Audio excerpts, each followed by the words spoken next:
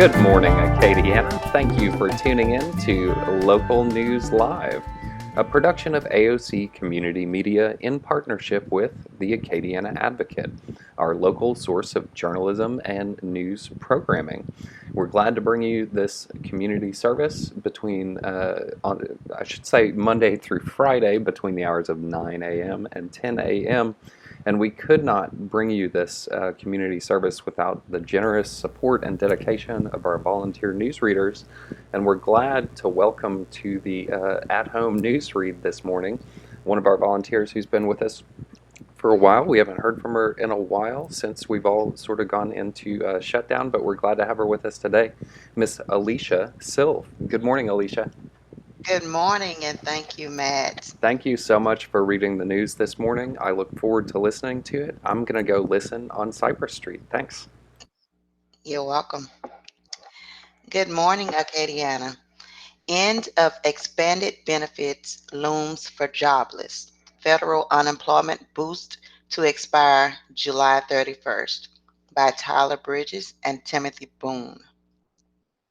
About 280,000 unemployed Louisiana workers will receive their final $600 supplemental payment from the federal government next week unless Congress renews the benefit scheduled to expire on July 31st. If Congress does not act, the state's economy will lose a weekly injection of about $170 million, said Gary Wagner, an economics professor at the University of Louisiana at Lafayette. That's a big number, he said. Recipients will be hit directly in the wallet. Melinda Knighton of Baton Rouge said she has a lot of anxiety about the additional federal benefits running out. She was already told by the Louisiana Workforce Commission that she has to file a new unemployment claim, which means her last 2 weeks of benefits payment won't come in.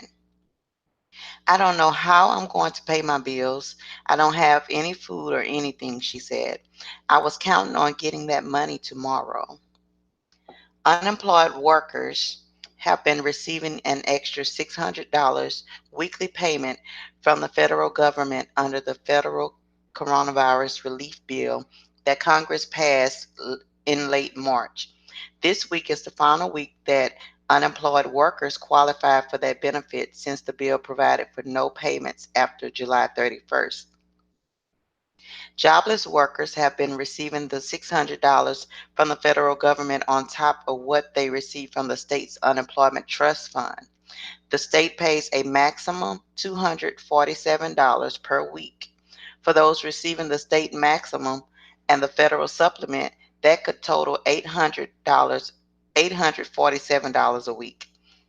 Many unemployed workers are receiving an income that's equivalent to about $20 per hour, higher in some cases than what they received while working. Knighton said she and her husband had the coronavirus in March. She had just gone back to her job as a cashier in a medical office when she got laid off. I appreciate the extra money, but it's not my fault I got laid off, she said. I would rather have my job and my health insurance. Now, along with facing the loss of extra unemployment benefits, Knighton said she's concerned about what to do with her 8-year-old son, who is supposed to go back to school 2 days a week.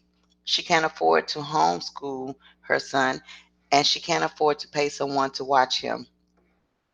I hope and pray the president and Congress can do something, even if it's reduced payments, she said.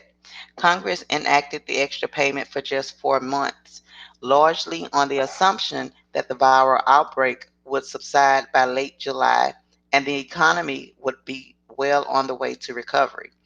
But confirmed case counts are rising in 40 states, and 22 states are either reversing or pausing their reopening efforts, threatening to slow rehiring.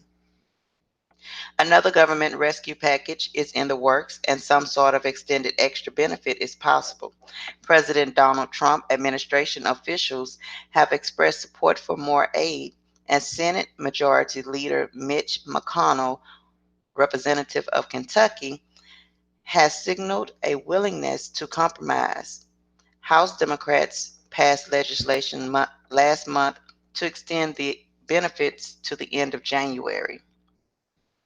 In May, unemployment benefits made up 6% of all U.S. income, ahead of even Social Security. So, I'm sorry, ahead of even Social Security, and up dramatically from February when it amounted to just 0.1% of national income. Samantha LeBlanc was laid off earlier this month from her job as a paralegal. Her firm hired her back a few weeks later at a lower level, but LeBlanc says she's worried about what might happen without the extra money if she loses her job again. It's kind of scary to think about what could happen, she said. Ava DeJoy, the secretary of the Louisiana Workforce Commission, said her agency has been flooded with calls in recent days from jobless workers worried about the imminent loss of $600 weekly benefit. It's not something we're implementing, DeJoy said. There's no information anyone can give us to stop it. It's already set in stone with Congress unless they act. We anticipate that Congress will do something, she said.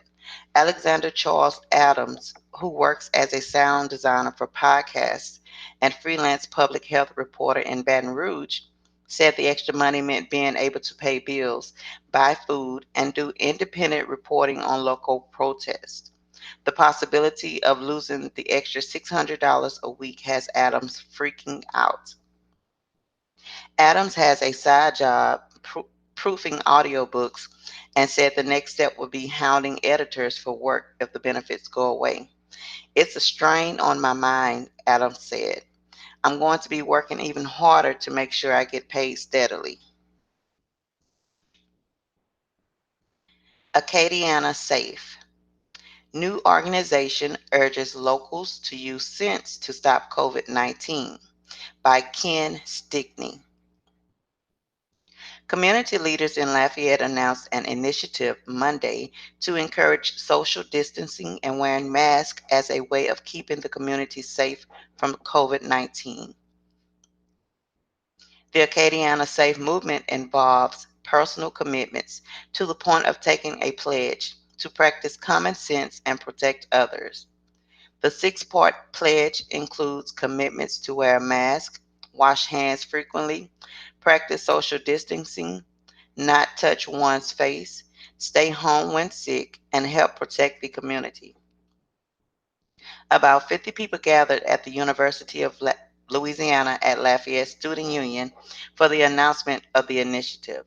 UL President Joseph Savoy mirthfully called it the largest gathering we've had on our campus in quite some time. Seats were 6 feet apart on the stage and in the audience, but speakers representing community partners were dead serious in their statements of commitment. Savoy said UL has 22,000 commitments, student enrollment, faculty, and staff to practice safe behavior. Tomorrow means social distancing today, he said. Chris Reese, the former New Orleans Saints safety who recovered a crucial onside kick during the 2010 Super Bowl, said he knows a thing or two about recovery. Now a pastor at Our Savior's Church, Reese said important plays like his in the Super Bowl don't happen in, don't happen by accident. They involve practice and preparation. Exercising good judgment and safeguarding the community against COVID-19, he said, is much the same. Richard Zuslag, founder of Acadian Ambulance, said the community has to go forward, not backward, in meeting the challenges of the continuing pandemic. He said patients needing surgeries are being transported of late to hospitals as far as 100 miles away because of the shortage of facilities due to COVID-19 care here. That's happening all over the state, he said, urging people to take the pledge and protect the community. Troy Wayman, president and CEO of One Acadiana, said Acadiana has met steep challenges before, including a recent free fall in energy prices.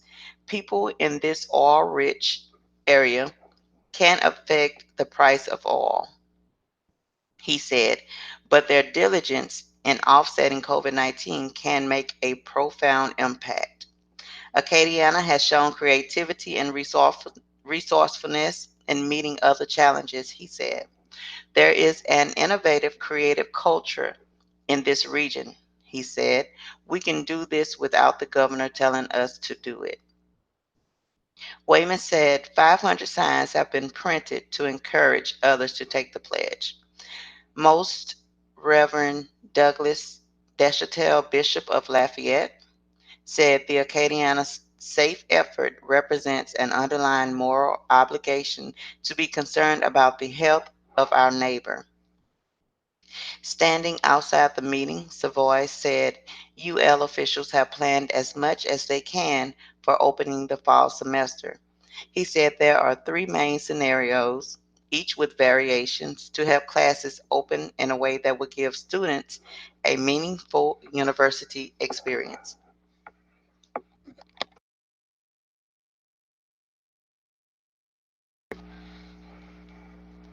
Region added 712 new coronavirus cases.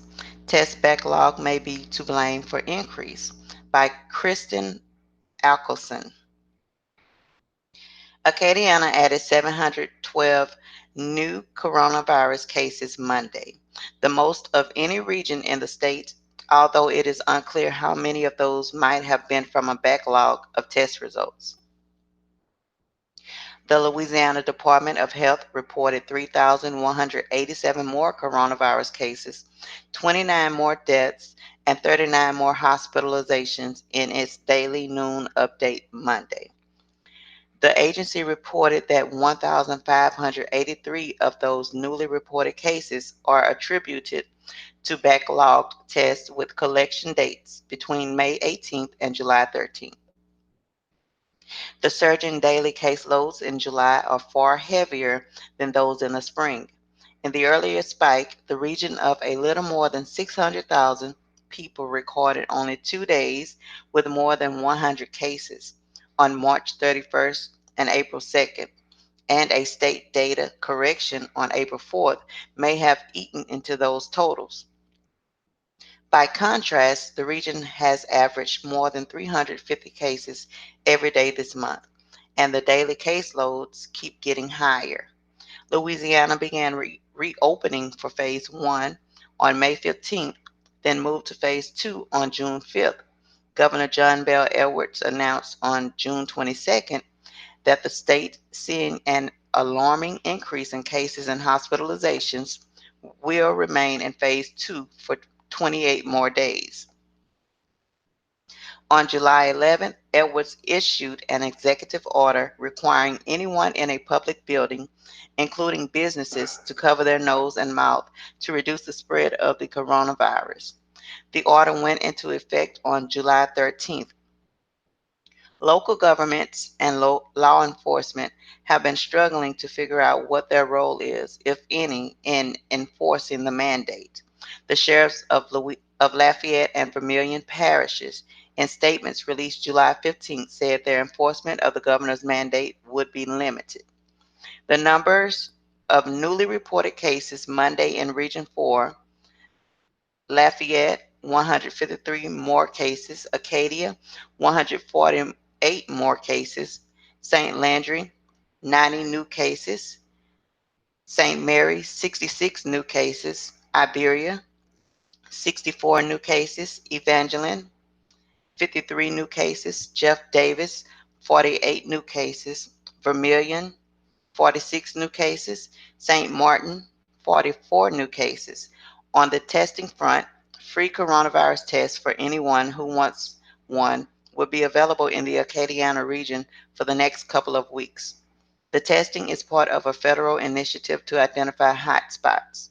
Baton Rouge was initially identified as one of 3 areas in the country, along with McAllen, Texas, and Jacksonville, Florida, for the surge testing, but state officials extended it to the Acadiana and Lake Charles regions as well.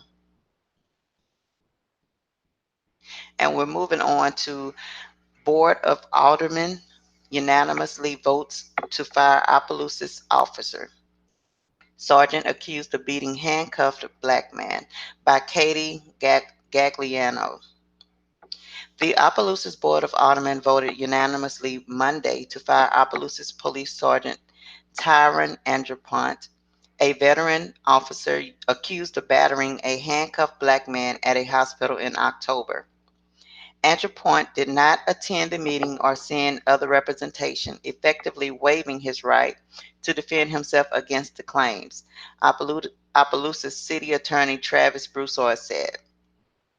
During the hearing, the board members voted to enter an executive session to view video evidence of the hospital battery and discuss Andrepont's internal department record. The video evidence did not include body camera footage because Andrepont was not wearing a camera during the incident. Opelousas officers are required to wear body cameras while on patrol and responding to calls, Opelousas Police Chief Martin McClendon said.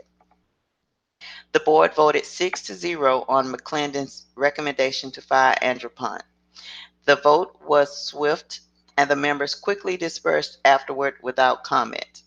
The video proved that at a moment's notice, he'd go from being a normal person to going straight to using force. There was nothing in between, McClendon said. McClendon said after previously viewing video evidence of the attack, he was convinced Andrepont no longer deserved to wear a badge. The attack, coupled with prior complaints of excessive force against Andrepont, signal a troubling pattern of abuse, he said. The people of Opelousas need to know that we're held to a higher standard. and officers should do their job, and the people should be pleased with the job that is done. If they move away from the policy and procedure and do their job in the prescribed manner, they're going to be held accountable. We expect our citizens to abide by the law. Our officers should do no less than that, he said. Andrew Punt, who is white, is accused of battering 21-year-old Jonah Coleman Jr. while Coleman was receiving treatment at Opelousas General Health System's South Campus Hospital on October 30th. Coleman's attorney, Darrell K. Washington, said Coleman was admitted by family and was not there for a crime-related reason. Captain Craig Thomas with the Opelousas Police Department's Internal Affairs Division said Andrew Punt's actions constituted a Class 1 offense, equivalent to a felony, because he used an extreme amount of force against Coleman. Thomas said Andrew Punt was untruthful during the questioning, and video evidence supported the allegations against him. Andrew Punt was arrested in June on 5 counts of malfeasance in office in the case, accused in an affidavit of striking Coleman in the face, arm, leg, and neck, and placing him in a chokehold while Coleman was handcuffed to a hospital bed. Andrew Punt submitted a resignation letter to Mayor Julius Alexander and McLendon on June 28, the chief said. The Board of Aldermen voted 5-1 Tuesday to reject Andrew Punt's resignation request, putting the option to fire him back on the table. Alexander and McLendon voiced support for a swift review process. Alderman Charles Cummings of District 3 was the lone vote against rejecting Andrew Punt's resignation. Cummings said after Tuesday meeting he was concerned that if Andrew Punt appeals his termination, he could get back on the force. Broussard said under civil service procedure, Andrew Punt will have the option to appeal his firing to the Opelousas Municipal Fire and Police Civil Service Commission.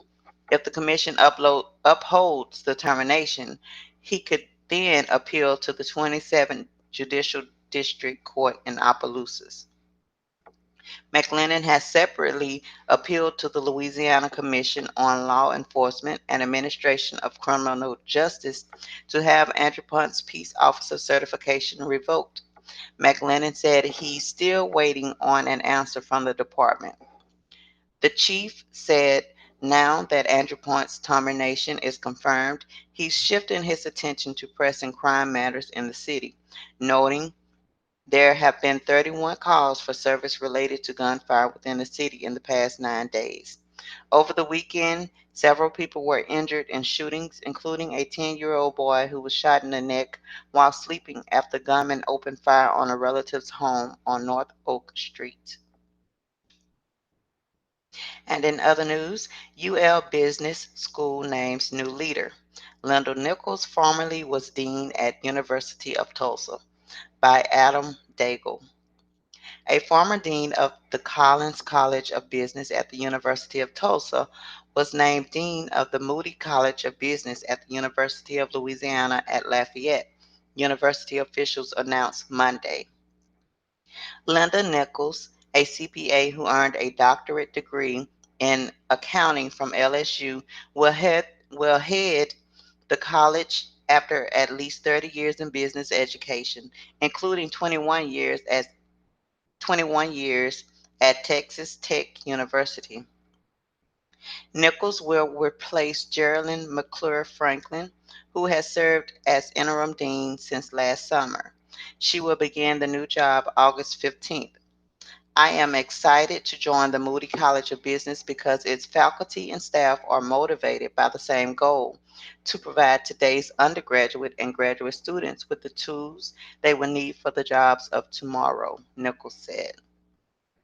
I always consider what is in the best interest of students when making decisions that will impact their experiences and preparation for successful careers in their chosen fields.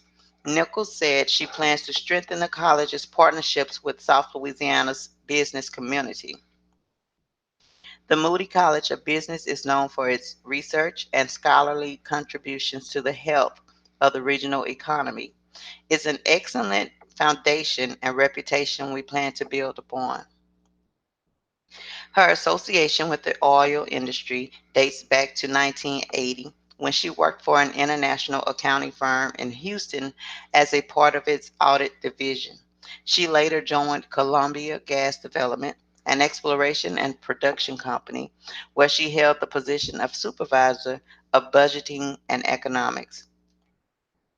Over the past decade alone, Dr. Nichols has provided industry training and expertise in 20 countries on 5 continents, said Jamie Aber, Provost and Vice President for Academic Affairs at UL. She has extensive experience in both private sector and higher education, so she understands the relationships that can exist between these two spheres and mutual benefits that can result from such partnerships. We are excited that she's agreed to join our university family, and we anticipate that great things lie ahead for the Moody College of Business. Nichols is author of a Bloomberg portfolio in oil and gas accounting, which covers all aspects of upstream accounting in the United States and globally. She also serves as associate editor of the Oil, Gas, and Energy Quarterly, a peer-reviewed journal. Nichols' appointment is awaiting approval by the University of Louisiana System Board of Supervisors. Lafayette Online Academy has already drawn 4,500 applicants. Program enrolled 200 students last year by Katie Gagliano. Student enrollment in the Lafayette Online Academy is surging as families rush to make back to school plans with less than a month until students return, August 17th. Lafayette Parish School System spokesperson Allison Dickerson said in an email, the Lafayette Online Academy has received 4,500 applications as of Monday. Lafayette Online Academy Principal Jared Kuti said in May that last year's student enrollment stood at about 200 students in grades K through 12. The application spike prompted the district to set an August 3rd deadline for applicants. Usually, the school accepts students year round, but staff members must have time to assess needs and make staffing decisions, including hiring or transferring teachers to the academy to support students, said the school board member Justin Centani. The Lafayette Online Academy is a virtual learning alternative for parents who don't want to send their children back to school in person this fall because of the coronavirus pandemic. On Thursday, the district announced a reopening plan that will have K 12 students attend classes on a hybrid schedule, with alternating days spent in a classroom and completing work virtually. The students will be split into A and B attendance groups based on their home addresses. Safety and sanitation measures were also announced in part, including rules requiring hand washing or sanitation at 2-hour intervals and at other key times during the day.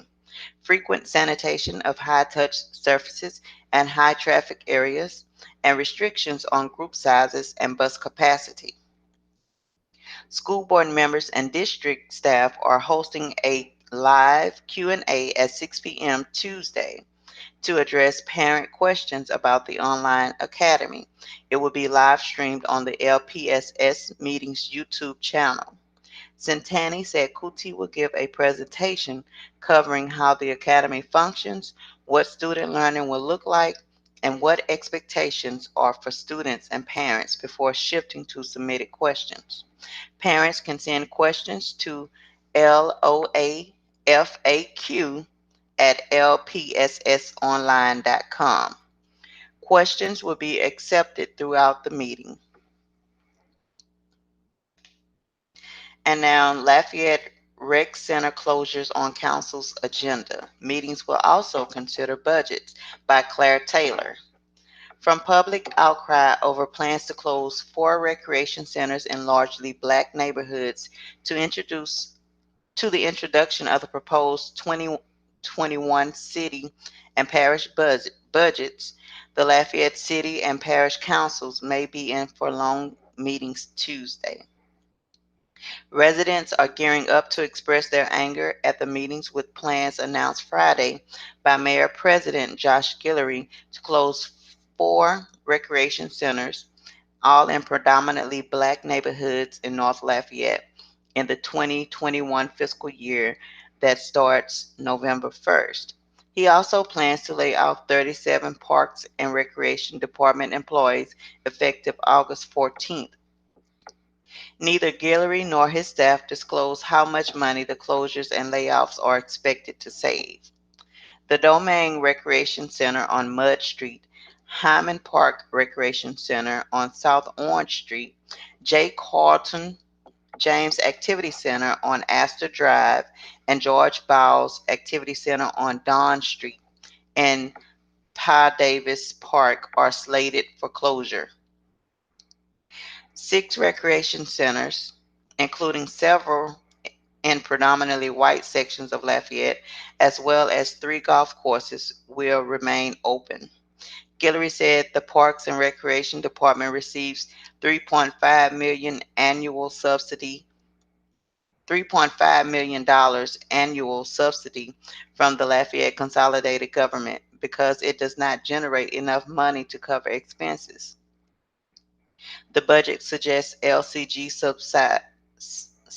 subsidies the golf courses along with about $600,000 a year. On Sunday, 2 days after Guillory's late Friday afternoon announcement about the cuts, Chief Communications Officer Jamie Angel issued a news release to explain the mayor president's decision. 60% of the parish recreation centers are located on the north side of Lafayette Parish, in a district where less than 20% of the population resides. Angel said in the news release. Despite the closures, the remaining recreation centers in that area still represent 1/3 of those in the parish. The remaining north side facilities are more than adequate to fulfill the needs of our citizens in that area and still have more convenient geographical access for residents other than centers. I'm sorry. The remaining north side facilities are more than adequate to fulfill the needs of our citizens in that area and still have more convenient geographical access for residents than other centers in the parish. 2 of the centers targeted to close, he said, house only offices and meeting rooms. Another has a gym without bleachers and low usage, and the fourth also has low usage, Angel said. The Recreation Department cuts are not on the agenda, but residents may address the city and parish councils Tuesday for 5 minutes on any subject they want. The parish council meeting begins at 5 p.m. The joint city and parish council meeting begins at 5:30 p.m. and the city council meeting begins at 6 p.m. or whenever the other meetings are finished, which probably will be later than 6 p.m. Guillory will represent the proposed 2020-21 budget at the joint meeting. The recreation center closures should be part of that budget, which will be reviewed by the councils in a series of meetings beginning July 28th. The Parks and Recreation budget review is August 6th. The budget is expected to include cuts in various departments. Guillory has said his priorities are roads and bridges, drainage, police, and fire protection. He already cut 101 employees and closed the Lafayette Science Museum, Hyman Center, Centers for the Elderly, and Acadiana Nature Station.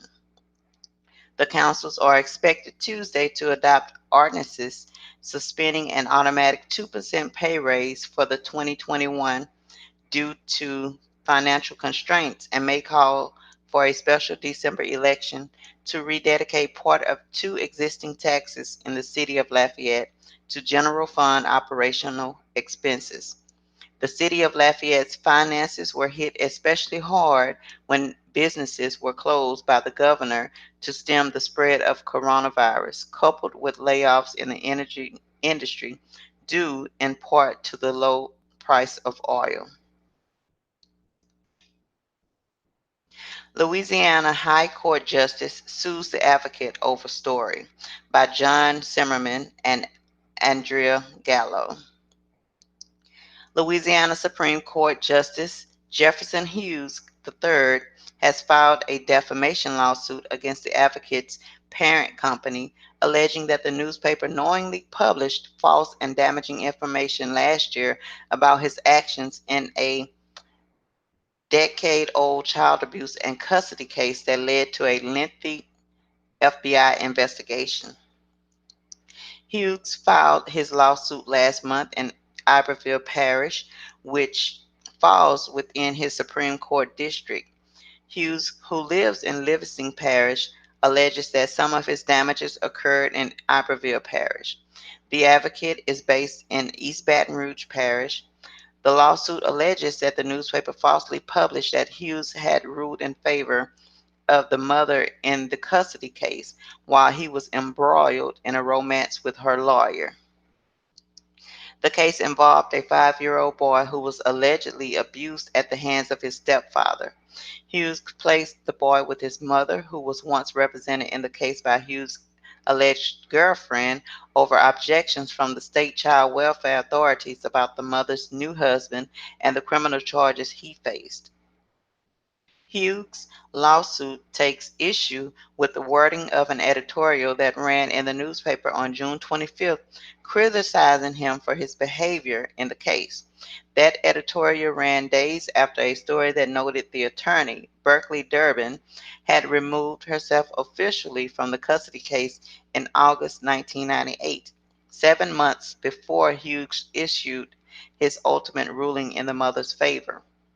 But Durbin never strayed far before, during, or after Hughes' custody decision and his campaign to enforce it, the story reads, describing Durbin's involvement in the related criminal case over accusations that the 5-year-old boy's stepfather intentionally burned him in scalding bath water.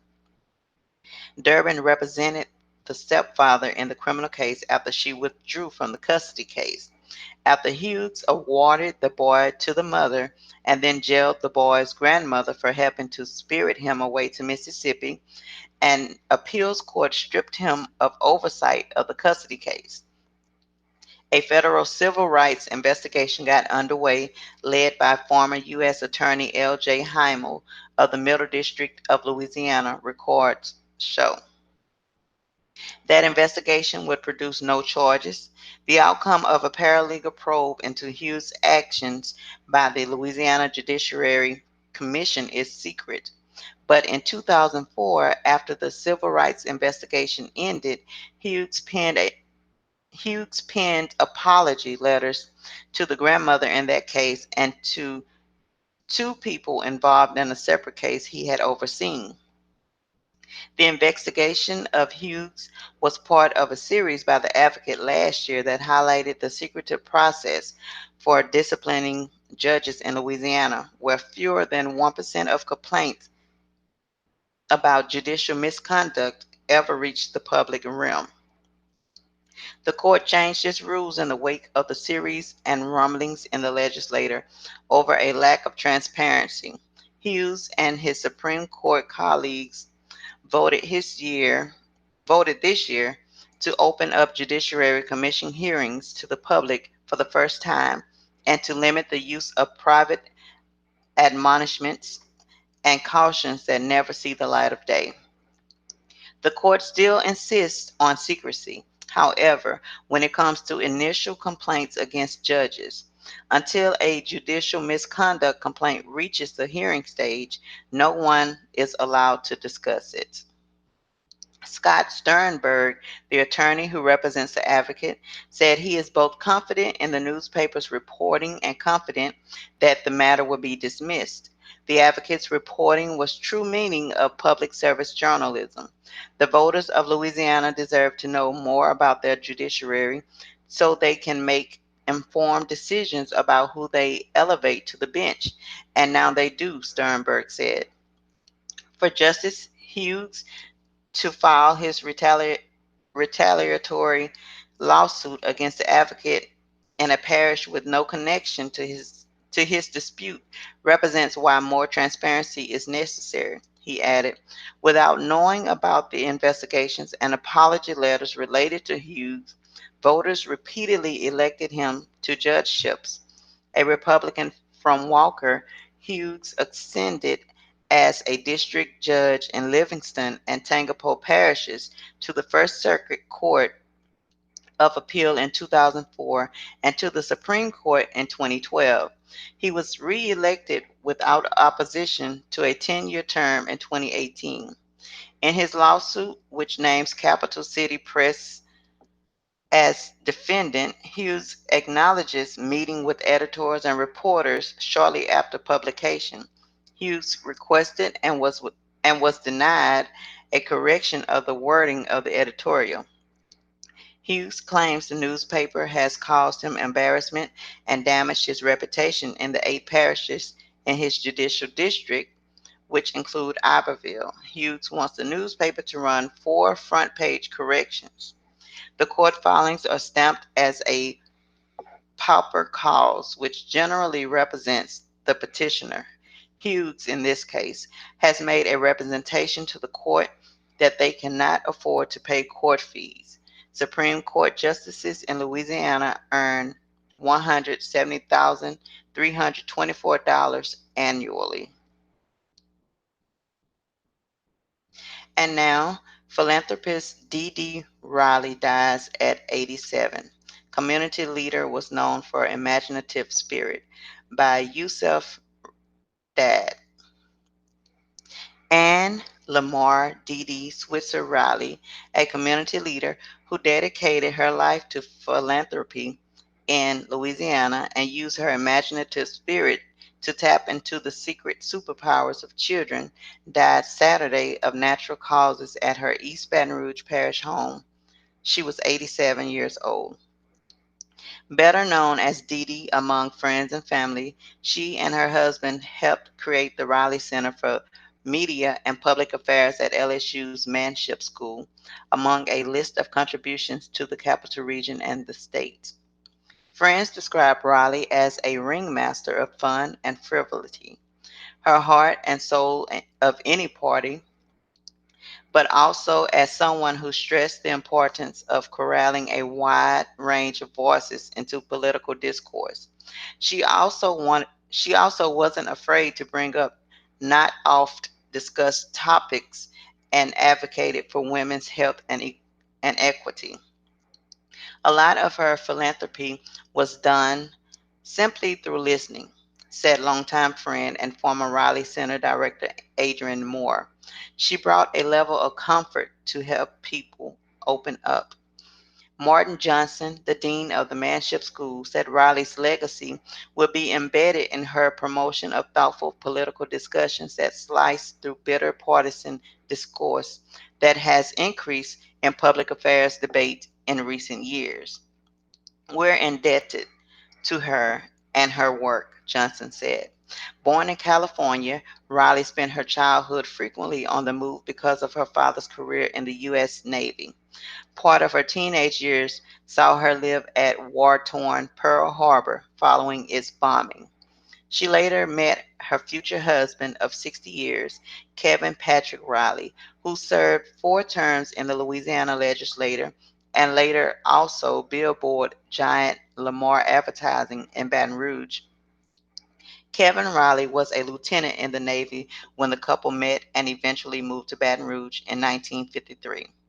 Along with Reilly Center at LSU, D.D. Reilly helped found the Baton Rouge Speech and Hearing Foundation, now the Emerge Center, funded scholarships at several colleges and universities, and advocated for greater access to health care for women, among others. Despite her husband's visibly public role as a Baton Rouge lawmaker, Dee Dee Reilly didn't seek the limelight for her work and accomplishments, her family said. Her philanthropy was driven by the heart. said daughter Anna Cullinan. It was not for any sort of public recognition. Though she received a number of accolades for her work, many of her deeds weren't widely known publicly. Among them include her work with the International Center for Journalists, which advocates for press freedom worldwide. After Reilly and her husband sheltered a Zimbabwean journalist at their home in Baton Rouge because he feared returning home after government forces their torch his newspaper building. Through her determination, Reilly pushed through her struggles with dyslexia and began writing stories, penning a pair of children's books titled Tibby and Teaching Agnes to Dance. In a way, her struggles with dyslexia allowed her to meet children at eye level and spot a child who needed a confidence boost, Cullinan said. She knew how to tap into their super secret powers. In later years, Reilly dedicated much of her time to writing and looking over her large family following her husband's death in 2012. She is survived by four children, 11 grandchildren, and four great grandchildren. Riley's family, Riley's family plans to hold a private memorial service for immediate family members and are considering available options for an additional service for the many friends she made in life. State police name man hurt in shooting. Louisiana State Police have released the name of an individual allegedly involved last week in a shooting with a Lafayette police officer. Curtis J. Francis, 28 of Lafayette, remains hospitalized in a local hospital. He was wounded last week after exchanging gunfire with a police officer. The name of the officer who shot him has not been released. LSP is investigating the shooting at the request of the Louisiana Police Department. The preliminary investigation revealed the incident began with a traffic stop conducted by Lafayette police on Wednesday. Francis allegedly fled on foot, and officers pursued him to the area of St. Bernadette Drive, where an altercation took place between officers and the suspect. During the course of the interaction, the suspect was shot and was transported to a local hospital where he remains in critical condition. No officers were injured during the incident. Opelousas police investigate shooting. The Opelousas Police Department is investigating an early morning shooting that left one person injured, making it the fourth shooting in the city in just 3 days. Police say the incident occurred just after 3 a.m. Monday in the 1300 block of Statesman Road, KATC reports. One person was shot several times and was transported to a local hospital in serious condition, according to the police. No suspect or other details were made available. Over the weekend, Opelousas police investigated three shootings that they believed to be related, Chief Martin McClendon confirmed. One person was shot just after 8 p.m. Saturday on the corner of Lincoln and Redmond Streets, McClendon said. The victim was transported to a Lafayette hospital with non-life-threatening injuries. He said that the shooting may be in retaliation to two shootings that took place early Saturday morning, including one that injured a 10-year-old boy while he slept on North Oak Street. Two people, one of whom is a minor, were arrested in connection to that shooting. Willie Dominique III, 36, is facing two charges of attempted second-degree murder and one charge of felon in possession of a firearm, while a 14-year-old juvenile is facing one count of attempted second-degree murder. The juvenile was transported to a detention center in Monroe. A woman was also shot earlier Saturday, while a passenger inside a vehicle on Lincoln Street. And the Cajuns to add explosive WR. Verbal commitment from Texas player Williams. Like so many Division I college football recruits over the years, Hendrickson high wide receiver Jaden Williams of Plugville, Texas, once had plans of taking numerous visits and waiting to unveil his commitment. Then the coronavirus cut down on the visits, and the steady contact by UL's coaching staff made those plans change in a hurry. So once Williams narrowed his choices down to two schools, that final step turned out being easier than he originally expected. Williams eliminated any doubt this past weekend by verbally committing to the Raging Cajuns. It started out pretty difficult, but at the end, it wasn't really difficult, said Williams, who is the eighth verbal commitment for the Cajuns so far. Louisiana was on me from the jump. They just expressed to me every day how much they trusted me and how much they wanted me there. The 5'10", 170-pound receiver also got offers from Tulsa, Tulane, Arkansas State, and Abilene Christian. He narrowed his choices down to UL and Tulane before selecting the Cajuns on Saturday. They said they liked my speed, how I'm electric on the field, and what I'll bring to the table when I go there, Williams said. He also said he hadn't followed UL's program during his high school career, but he made up for lost time by studying the program pretty hard since that first offer. I just had to do a lot of research on the program on things like the head coach, Williams said. I like him a lot. I've had a lot of conversations with him. I did a lot of research and I just liked everything about it. I was going to wait, but I felt like I had narrowed my schools down to two, and I just didn't think time was going to change my mind. Williams had 855 receiving yards during his junior season. He was also recruited by numerous basketball programs, but I think they all kind of knew I was a football player. At Hendrickson High, Coach Chip Killian said Williams does it all. On offense, he plays outside in the slot and is also utilized as a wildcat quarterback. We hadn't used him as a running back just because I'd rather just snap it to him and get more people blocking, Killian said. Defensively, he's used occasionally as a deep safety at the end of halves. If we're playing an exceptional receiver, we might just put him on that guy and tell him to go play basketball, Killian said. This season, I'm going to be looking to become a more physical receiver and a better route runner, said Williams. Today in history, today is July 21st, the 203rd day of 2020. There are 163 days left in the year. On this date in 1861, during the Civil War, the first Battle of Bull Run was fought at Manassas, Virginia, resulting in a Confederate victory. In 1969, Apollo 11 astronauts Neil Armstrong and Edwin Buzz Aldrin blasted off from the moon aboard the ascent stage of the lunar module for docking with the command module.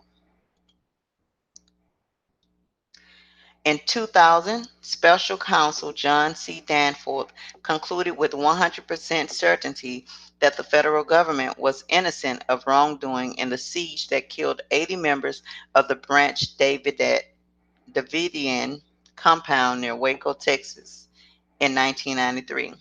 In 2011, the 30-year-old space shuttle program ended as Atlantis landed at Cape Canaveral, Florida, after the 135th shuttle flight.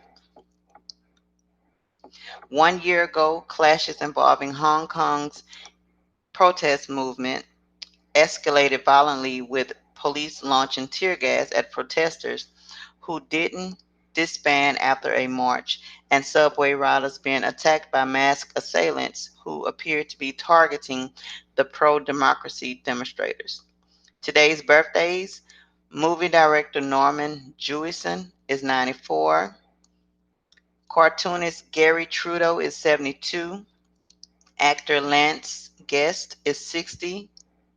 Comedian Greg Behrendt is 57. Rock singer Emerson Hart is 51.